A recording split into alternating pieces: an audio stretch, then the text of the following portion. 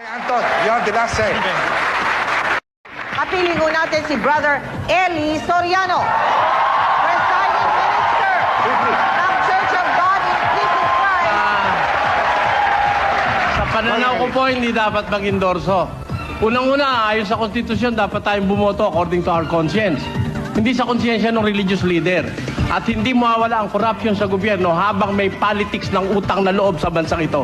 Dahil sa kai-endorso, kinakapital ng religious leader yung kanilang grupo para makakuha ng pabor sa gobyerno na siyang pinanggagalingan ng graft and corruption. Alright.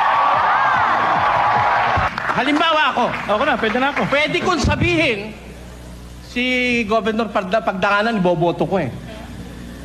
Natitiyak na nga niya ngayong gabi, boboto ko siya. Pero, hindi ko siya i-endorso sa membro namin.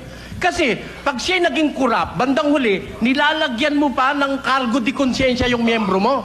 Ha? At kung halimbawa, hindi ka sinunod ng membro mo, nilalagyan mo rin siya ng cargo di konsyensya dahil siya, hindi masunuring ng makasunod sa'yo. simbahan. Aha. Hindi sumusunod sa leader. Aha. Kaya dalawang kasalanan ng ginagawa mo sa you miyembro mo. put the church at risk. At dinidisregard mo totally yung sinabi ni Jesus Christ na dapat i-respect, render unto Caesar the things that are Caesar's and unto God the things that are Okay, God's. Father Anton, okay.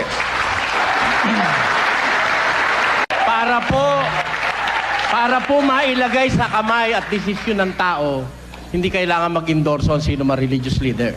Kailangan magbigay sila ng guideline, yung galing sa banal na kasulatan na mapanggagalingan ng magandang gobyerno.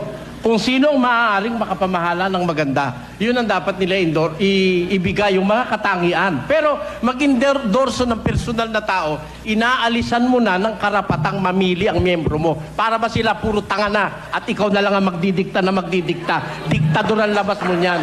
Yan ang masasabi natin. Oh, Father Anton, you have the last say.